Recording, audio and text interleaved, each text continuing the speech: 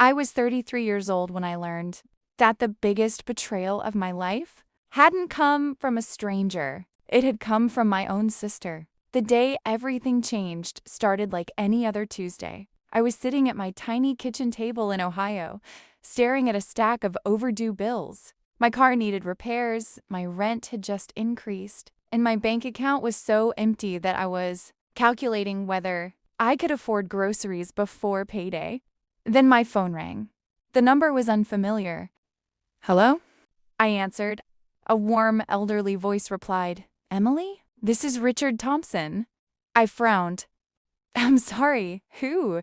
There was a brief silence. "Your grandfather." My stomach tightened. Grandfather? I hadn't spoken to my grandfather in nearly 12 years. Not because I didn't want to, because I believed he wanted nothing to do with me. Watching from which country? Comment below. Like, share, and subscribe for more. Growing up, Grandpa Richard had been my favorite person in the world. He used to take me fishing every summer, slip me $20 bills when my parents weren't looking, and tell everyone I was his little superstar. Then everything changed after my grandmother died. Calls stopped. Birthday cards disappeared. Christmas gifts never arrived. Eventually, I accepted what everyone told me, especially my older sister, Lauren. "Grandpa's moved on," she'd always say. "He barely remembers anyone anymore."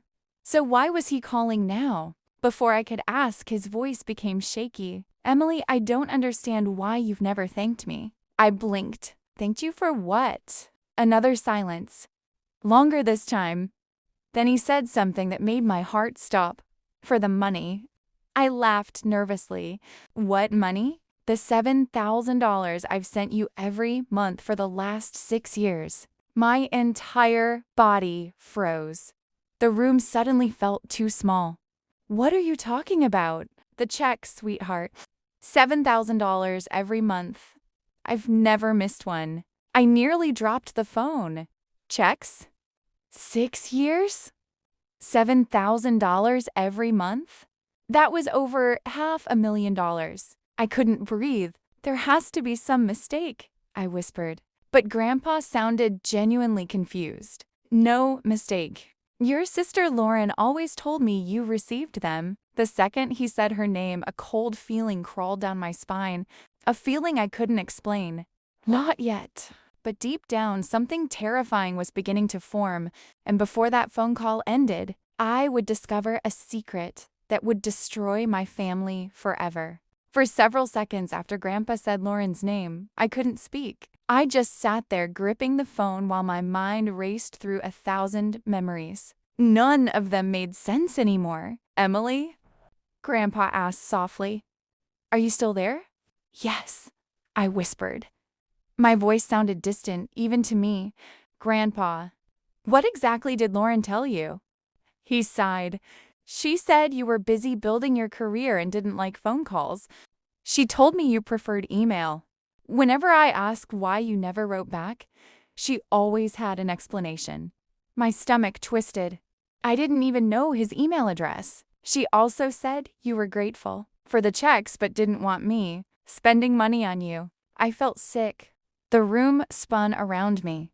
For 6 years, my grandfather had believed we were communicating. For 6 years, someone had been lying to him, and I already knew who. After we hung up, I immediately called Lauren. No answer. I texted. No response. I called again. Straight to voicemail.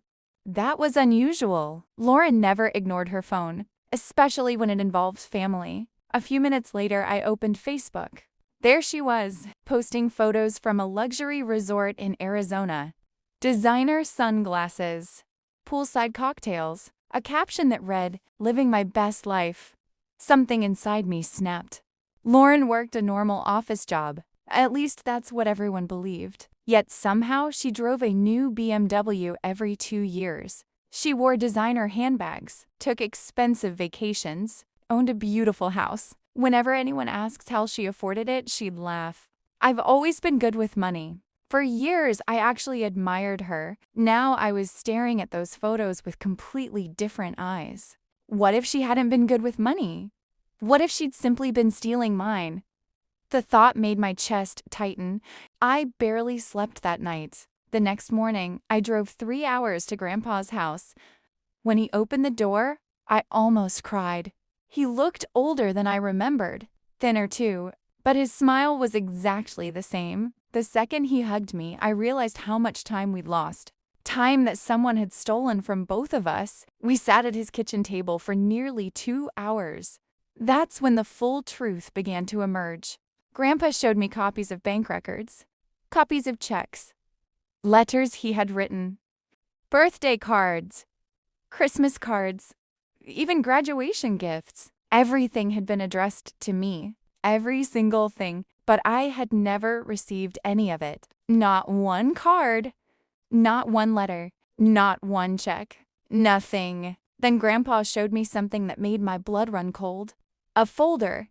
Inside were dozens of printed emails, supposedly from me. My hands started shaking as I read them. Thank you for the money, Grandpa. I've been so busy lately. I appreciate everything. The messages were signed with my name, but I had never written a single one. Someone had created an entire fake relationship, a fake version of me, and there was only one person who could have done it. Lauren. I felt physically ill. This wasn't just theft. This was years of manipulation. Years of lies. Years of keeping a grandfather and granddaughter apart for money. A lot of money. When I finally left Grandpa's house, I sat in my car for nearly 20 minutes trying to process everything. Then my phone rang. It was Lauren. Finally. I answered immediately. What? She snapped. No greeting. No apology, just attitude. I took a deep breath. Did you steal money from me? Silence. A long silence. Then she laughed. Actually laughed. What are you talking about? I gripped the steering wheel. Grandpa called me. The silence that followed felt different. Heavier. Dangerous. When Lauren finally spoke, her voice had changed. You talked to him? Yes. Another pause. Then she said something I'll never forget. That old man should have minded his business. My heart pounded. She wasn't denying it. Not even a little. Lauren. What? She snapped. How much did he tell you? The question hit me like a punch. Not if. How much? My own sister had basically confessed. I felt tears filling my eyes. Not because of the money. Because of what she'd done to our family. Because every birthday Grandpa thought I'd ignored him. Every Christmas he thought I didn't care. Every year he believed I couldn't be bothered to call. Had been built on Lauren's lies. You stole from me, I said quietly. No. Then explain the checks. They would have gone to waste. I couldn't believe what I was hearing. Gone to waste? You were struggling anyway, she said. You would have spent it. I almost laughed from there. I stared through the windshield long after Lauren hung up. My hands were shaking so badly I could barely hold my phone. For years, I'd thought I was the unlucky sister. The one who worked overtime, the one who skipped vacations, the one who worried about rent, medical bills, and whether my aging car would survive another winter. And all that time, Lauren had been living off money that wasn't hers. Money my grandfather had intended for me. But what hurt most wasn't the money. It was the stolen years, the birthdays, the Christmases, the family memories we never got to make.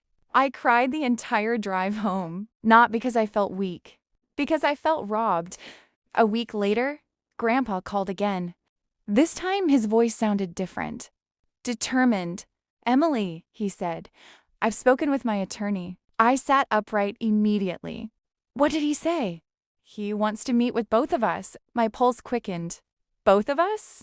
You and Lauren. I already knew Lauren wasn't going to like that, and I was right. When Grandpa's attorney formally requested a meeting, Lauren exploded. She called me 6 times in one night. I ignored every call. Then came the texts. You're trying to destroy this family.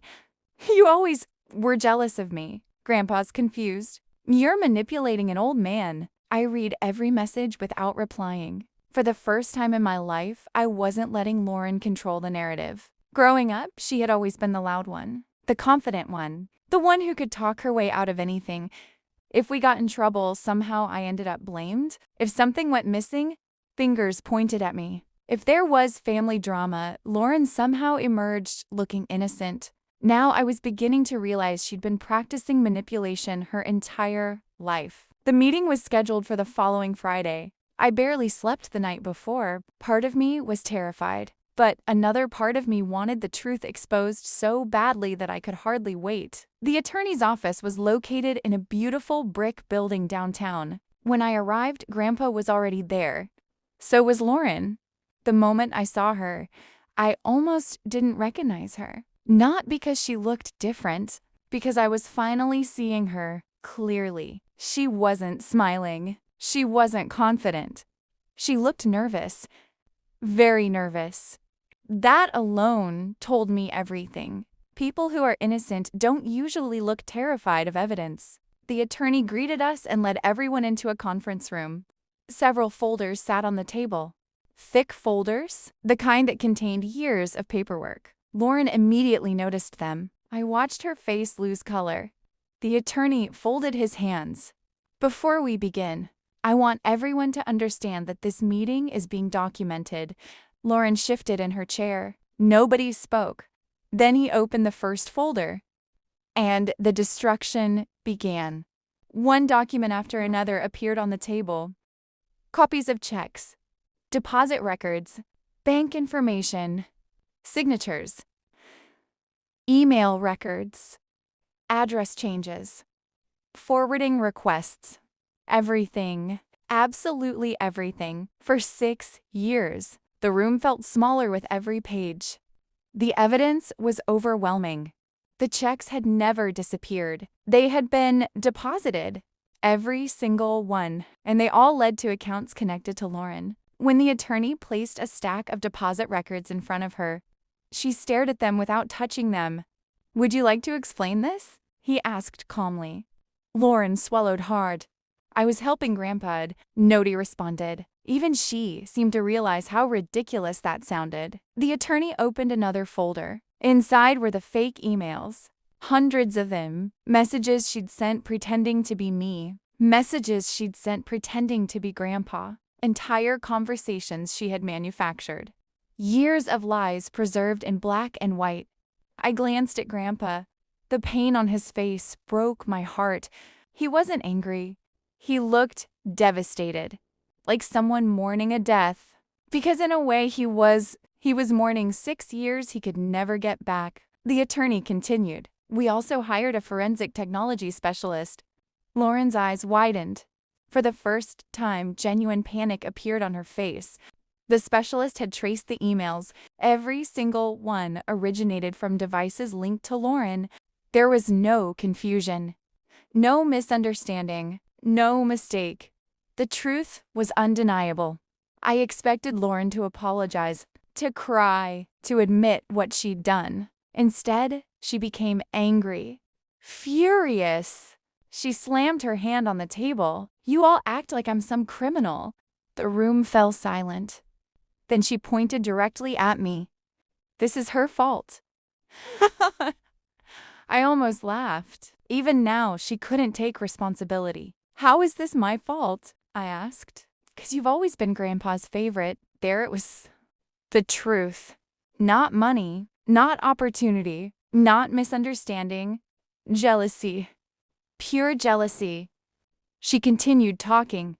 Years of resentment pouring out. She complained about childhood memories, birthday gifts, attention, family stories, everything she'd secretly carried for decades. According to Lauren, she deserved the money. According to Lauren, life owed her something. According to Lauren, stealing from me was somehow justified. The more she spoke, the worse she sounded. Eventually, even she seemed to realize it. But it was too late. The mask had slipped. Everyone in the room could finally see who she really was. Then Grandpa did something none of us expected. He stood up, slowly, quietly, and looked directly at Lauren. "I trusted you." The room went silent. His voice wasn't loud. It didn't need to be. I trusted you with my family." Lauren opened her mouth. Nothing came out. "I missed 6 years with my granddaughter because of you." Tears formed in Grandpa's eyes, and suddenly I realized this wasn't about money anymore. It never really had been. Money can be replaced. Time can't. Memories can't. Relationships can't. Those 6 years were gone forever. Lauren lowered her head. For the first time all day, she had no excuse, no argument, no manipulation, no lies, just silence. Then Grandpa said something that changed everything. "I've updated my will." Lauren looked up immediately. "So did I." The attorney slid another document across the table. Lauren reached for it, her hands trembling. As she read, her face turned completely white. I didn't know exactly what was written there, but I knew it wasn't good for her. Not at all. A few seconds later, she dropped the paper, and that's when I realized the consequences she feared most weren't about criminal investigations. They weren't about lawsuits. They weren't about public embarrassment. They were about what she had just lost forever. And judging by the look on her face, it was far bigger than the $7,000. A month she'd been stealing all those years. The attorney quietly closed the folder. Grandpa sat back down. Lauren looked like someone watching her entire future collapse in real time. And the most shocking part, the biggest revelation of all, was still waiting to be uncovered. Lauren stared at the document as if it had been written in a foreign language. For several long seconds, nobody spoke. The conference room was completely silent, except for the faint hum of the air conditioner. Finally, Lauren looked up. "What is this?" Her voice sounded weak, almost frightened. The attorney folded his hands. "It is Mr. Thompson's updated estate plan." I watched Lauren's eyes dart back to the paper, then back to Grandpa, then back to the paper again. The confidence she had carried into that room was gone, completely gone. "What does this mean?" she asked. Grandpa answered before the attorney could. "It means I've changed everything." Lauren's face went pale. I didn't know every detail yet, but I could already tell what had happened. For years, Lauren had believed she was playing a long game. She thought she was secretly collecting monthly checks while protecting her future inheritance. Instead, her greed had destroyed both. The attorney calmly explained that after discovering the fraud, Grandpa had rewritten his will, updated several trusts, and removed Lauren from positions she once held within his estate plans. Every word hit her like a hammer. She looked stunned. I should have felt victorious. But honestly, I mostly felt sad. This was my sister, the person who used to sneak into my room during thunderstorms when we were kids. The person I once trusted with my secrets. Now she was sitting across from me as the architect of a 6-year deception. And she had nobody to blame but herself. The meeting ended shortly afterward. Lauren stormed out without saying goodbye, without apologizing, without looking at either of us. That was the last time I saw her for nearly 8 months. The legal process moved forward quickly after that. Once the evidence had been organized, the situation became impossible to deny. The fake emails, the redirected mail, the deposited checks, the account records, everything pointed to Lauren. For years, she had carefully built a system designed to keep Grandpa and me separated while she collected the money. But like most lies, it eventually collapsed under the weight of its own complexity. As the months passed, I spent more time with Grandpa than I had in the previous 12 years combined. Every Sunday we had lunch together. Sometimes we talked for hours. Sometimes we simply sat on his porch and watched the sunset. We were trying to recover lost time, and while neither of us could get those 6 years back, we were determined not to lose another day. One afternoon, while sorting through old family photographs, Grandpa handed me a small box. Inside were dozens of birthday cards, every birthday card he had sent during the years we were apart. My hands trembled as I opened them. Some contained handwritten notes. Some contained photographs. Some contained checks that had never reached me. As I read through them, tears streamed down my face. One note said, "No matter how old you get, you'll always be my little superstar." Another said, "I hope you're chasing your dreams. I'm proud of you every day." I cried harder than I had in years, because all that time I thought he'd forgotten me, and all that time he thought I had forgotten him. Neither of us knew the truth, not until now. About a year after everything came to light, Grandpa invited me to dinner. It was just the two of us. Halfway through the meal, he reached into his jacket pocket and handed me an envelope. I frowned. "What's this?" "Open it." Inside was a letter, and attached to it was documentation transferring a substantial portion of his estate into a trust established for me. I stared at the pages, speechless. "Grandpa." He smiled. "That money was always meant for you." I immediately shook my head. "I don't need this." "Yes, you do." "No, I don't." He laughed softly. "Emily, this isn't about need." I looked at him. Then he said something I'll never forget. "It's about making things right." For the first time since that shocking phone call months earlier, I felt something inside me finally settle. Not because of the money, because of the love behind it, because after years of confusion, the truth had finally won. A few months later, I heard from a mutual relative that Lauren had been struggling. Several friendships had ended, relationships within the family had fractured. People who once trusted her no longer did. Her reputation had followed her everywhere. The consequences weren't dramatic or explosive. They were quieter than that. But sometimes quiet consequences last the longest. Trust, once broken, is difficult to rebuild. And some people spend years learning that lesson. As for me, my life slowly changed. I paid off my debts, bought a reliable car, moved into a comfortable home. Nothing extravagant, nothing flashy. I wasn't interested in revenge through wealth. I was interested in peace. Real peace.